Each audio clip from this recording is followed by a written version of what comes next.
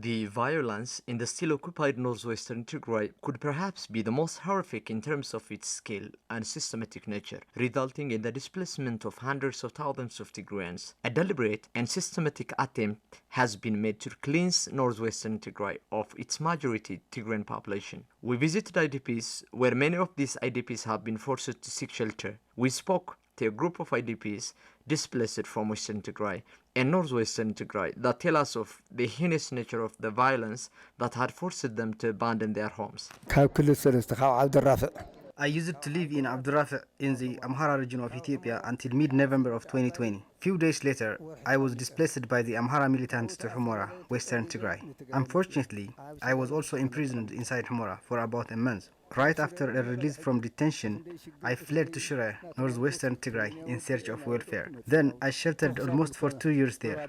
However, now Shire is also under the enemy forces right after weeks of non-stop bombardments. That's why we are forced to be displaced for the second time, leaving all what we had. Our journey was tiresome. We have seen people dying inside cars due to drone and rocket attacks on our way to Maqala.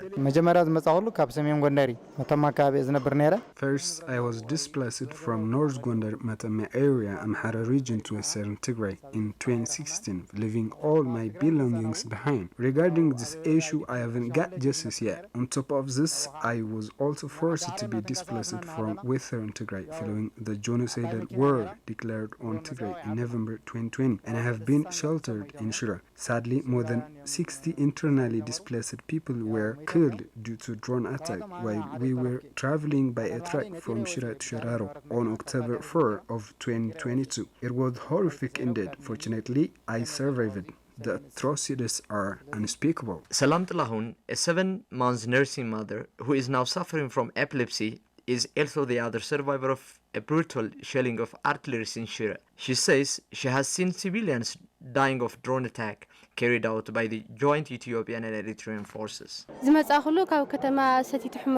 I was displaced from Setit Humara to Shira. Life was terrible there due to the fatal siege. On top of this, at the time, Ethiopian and Eritrean forces were bombarding Shira blindly. I also left Shira for Aksum, looking for relatively better safety. However, artillery shelling and aerial attacks continued till we reached the town of Adwa. Many of the IDPs whom I knew were killed at the outskirts of Shira. Now we just came to Maqala in search of shelter. However, I can hardly get shelter, food, and medicine. I'm suffering from epilepsy. It's painful to see my daughter lacking my motherly treatment due to my illness. I am from Shire. Many of our neighbors have been killed due to rocket attack. Many pregnant mothers were giving birth along streets. 15 civilians have also been killed in Beles, a small town in between Shire and Aksum, due to drone attack. The attack mainly targeted the elderly, children and women, not the military installations. Recently, we are also hearing that Eritrean forces are looting warehouses and abducting our belongings to Eritrea as they used to. It's shocking and annoying. Araya and Tigray, both IDPs from Western Tigray, have also expressed their frustration regarding the humanitarian strife in Tigray as follows. Even here in Maqala, we couldn't receive food and medicine due to the all-encompassing siege imposed on Tigray for over 2 years now. I am abandoned. No one is going to help me.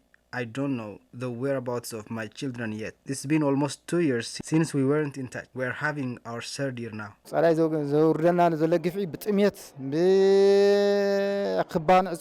We're about to perish as a society due to lack of medicine and food. The siege must end now. We deserve shelter and food. We want a swift action. We want the all-encompassing siege be lifted so soon with practical evidences. Days have already gone since a truce was reached with no concrete measures yet. We need the Ethiopian government and the aid delivering organizations walk the talk. The number of IDPs in Tigray is increasing at an alarming rate as civilians stream from cities occupied by the Ethiopian and Eritrean forces in fear of fresh atrocities.